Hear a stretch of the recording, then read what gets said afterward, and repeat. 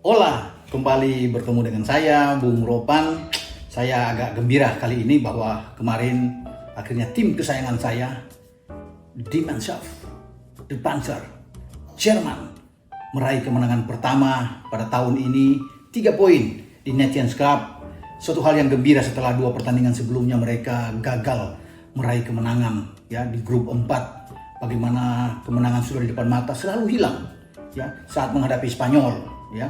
Sudah menang, Werner bikin gol, kemudian di injury time ya. Sampai 90 menit masih 1-0, tapi 5 menit tambahan akhirnya Luis Gaya, pemain belakang dari Spanyol, menyamakan kedudukan. Sangat menyakitkan memang. Padahal 3 poin sudah di tangan. Kalau Jerman menang melawan Spanyol, saya pikir kesempatan untuk menjadi juara grup sangat besar dan mereka bukan tidak mungkin akan lolos mewakili grup 4. Karena di Nations Cup ini kan aturannya hanya juara-juara grup yang akan lolos dari 4 grup ya. Jadi hanya ada 4 langsung masuk ke babak semifinal sama seperti pada musim yang lalu. Jadi posisi Jerman walaupun menang kemarin melawan Ukraina ya dengan tipis juga 2-1, tapi tetap masih bisa dikatakan peluangnya agak sulit ya karena mereka tertinggal 2 poin di belakang tim Matador Spanyol. Ya bagaimana Jerman juga akhirnya ditahan oleh Swiss. Sayang juga ya ketika bermain di Swiss, Gundogan bisa membuat gol pertama, tapi di babak kedua mereka tidak mampu mempertahankan keunggulan itu. Padahal 3 poin kembali sudah di depan mata. Widmer, pemain belakang lagi dari Swiss, mampu menyamakan kedudukan. Hilanglah harapan Jerman ya. 2 pertandingan dengan 2 imbang, sementara Spanyol yang menang melawan Ukraina ya. Dan kemarin juga Spanyol menang melawan Swiss walaupun 1-0. Tetapi apapun yang harus dikata, kita harus bersyukur. Bagi Anda pendukung Jerman, tetap semangat bahwa 3 poin ini penting untuk menambah kepercayaan diri bagi pasukan Joachim Löw ya. Cuma masalah bagi Jerman bahwa mereka memang selalu kehilangan fokus ya, itu kelemahan mereka. Ketika selalu unggul, mereka gagal bisa mempertahankan kemenangan, ada sedikit penurunan ya. Tapi untunglah kali ini pemain-pemain Bayern sudah tampil lagi, karena dalam 2 pertandingan sebelumnya kan pemain-pemain Bayern tidak ada. Tapi dengan adanya Neuer, dengan adanya Gnabry, Joshua Kimmich dan Leon Goretzka, 4 pilar utama dari Munchen yang membawa tim Munchen menjadi juara di Liga Champions, mengalahkan PSG. Ini yang mendukung bagi Jerman untuk ada perubahan ya. Artinya skema permainan juga berubah dari Joachim Löw, tapi yang luar biasa ada keberanian kembali. Löw bisa memainkan 3 back ya. Biasanya dengan 4 back, tapi ada 3 back berdiri sejajar ya. Bagaimana Ginter ya, Matthias Ginter dimainkan di sana, Niklas Sule yang bisa dimainkan, dan Rudiger ya. Antonio Rudiger, 3 back tengah yang ditempatkan berdiri depan Neuer. Kemudian kembalinya 2 pemain dari RB Leipzig. Saya juga sangat senang bahwa ini 2 back sayap yang bermain dari flank yang sangat bagus. Ada Klosterman di kanan dan Hasenberg di kiri. Kemudian di tengah bagaimana Löw mendorong Kimmich dan Kroos yang kali ini bermain untuk memadukan 4 gelandang ini. Hasenberg juga saya pikir bisa bermain sebagai back tengah ya, karena di Leipzig juga dia sering dimainkan di back tengah. Tapi kali ini memang dia bermain dari kiri dan memang dia biasa bermain di kiri ya, dengan 4 gelandang ini. Jadi ada 3-4-3 di depan. Tidak ada Kai Havertz duduk cadangan, nanti masuk babak kedua. Timo Werner juga masuk di babak kedua. Ada Gnabry di depan, ada perubahan skema yang bagus. Gnabry yang didorong ke depan, bukan Timo Werner justru. Kemudian diapit oleh Draxler dan juga Goretzka yang lebih didorong ke depan. Padahal Goretzka seorang tipikal gelandang yang menyerang yang selalu dimainkan oleh Hansi Flick ketika bersama dengan Munchen. Tapi Löw coba untuk meramu satu strategi yang baru dan ini cukup berhasil ya. Walaupun dari secara menyeluruh kemenangan ini tidak memuaskan, karena mestinya mereka menang dengan 6-1 ya. Ada 2 peluang emas ya bersih dari Gnabry yang dibuang percuma. 1 dari Draxler, udah berhadapan dengan kiper, tembakan dia masih bisa ditahan ya oleh Buzjan dan tampil bagus ya kiper.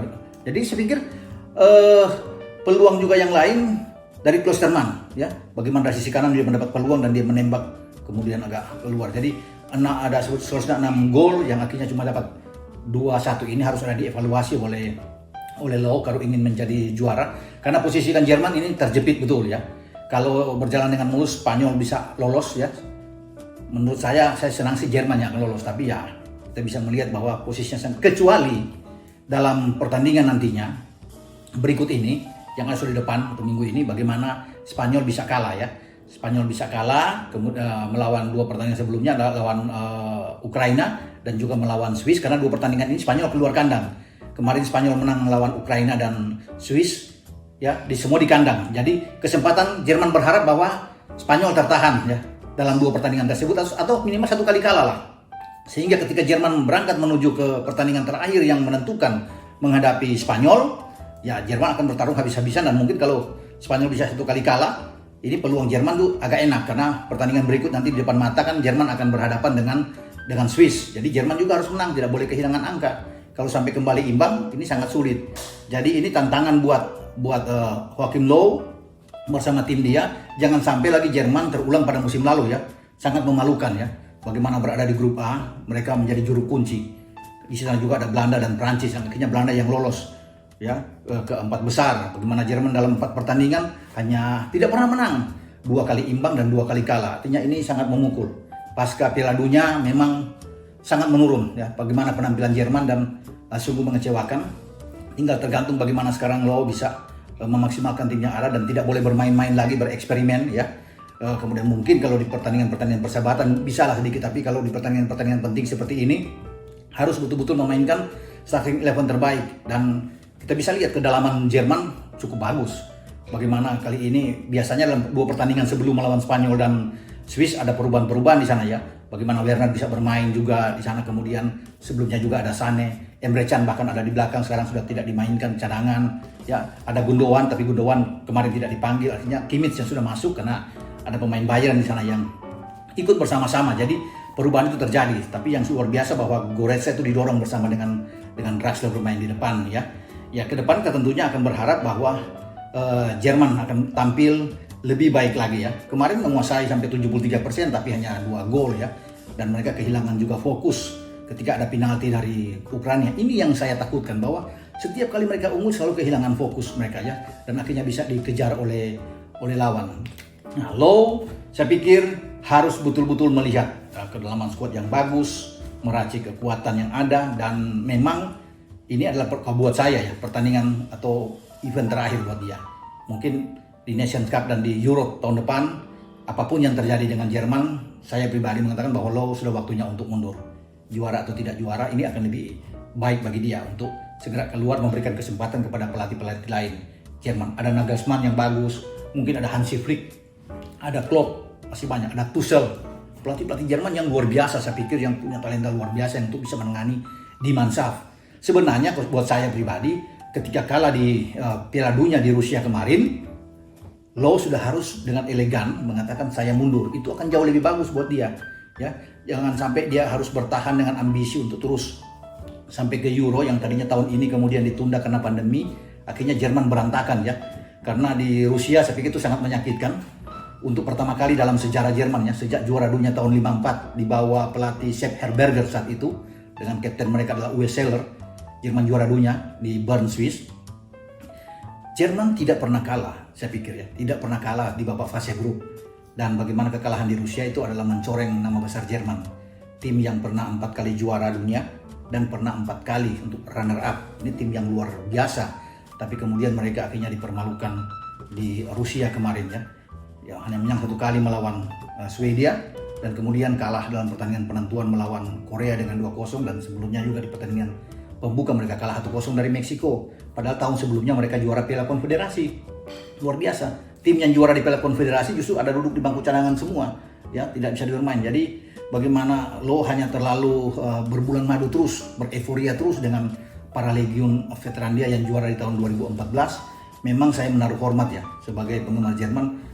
Skuad 2014 sangat bagus. Tetapi kalaupun terus dipertahankan, dan kita bisa lihat di 2018 mereka bermain sangat sulit ketika dapat pressing tinggi, ya, counter attack yang cepat, sulit untuk berkembang. Muller, ya, Khedira di sana tidak bisa bikin apa-apa lagi tuh. Ya, bagaimana mereka menghadapi dengan Meksiko sangat sulit, apalagi dengan Korea, ya, yang akhirnya membuat mereka harus tersisih.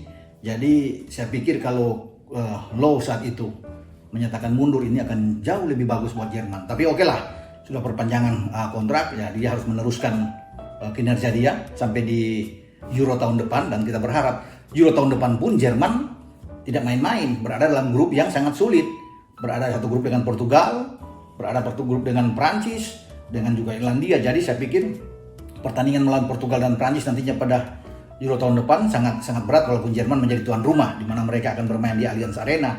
Tapi tidak mudah bagi mereka untuk menang melawan Portugal dengan Cristiano Ronaldo dan kawan-kawan, kemudian menghadapi Antoine Griezmann juga dan kawan-kawan dari Prancis. Jadi ini tantangan besar bagi Low dan Dimanshaft ya. Kalau mereka bisa lolos di Nations Cup ini, itu akan lebih bagus tentunya. Walaupun ini agak sulit saya katakan ya, berharap dengan Spanyol tergelincir.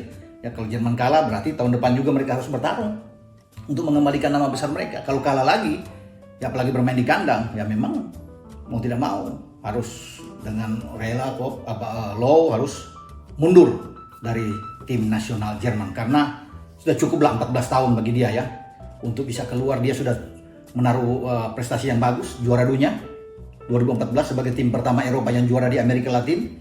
Saya salut, dan juara Piala Konfederasi cukuplah bagi dia ya untuk bisa keluar. Apapun yang terjadi pada Euro tahun depan, inilah waktunya bagi Low untuk mengucapkan selamat tinggal, memberi kesempatan kepada pelatih lain, dan mungkin saja dia berkarir di klub. Ada banyak klub Bundesliga atau di luar Bundesliga yang akan mengambil Joachim Low sebagai pelatih. Oke, sampai di sini dulu pembicaraan kita dengan tim Jerman. Sampai kita ketemu dalam episode berikut dalam cerita-cerita klub atau tim nasional lainnya. Tapi Anda jangan lupa untuk tetap like, memberikan komentar tentunya, dan subscribe channel YouTube Bung Ropan. Sampai ketemu. Ciao.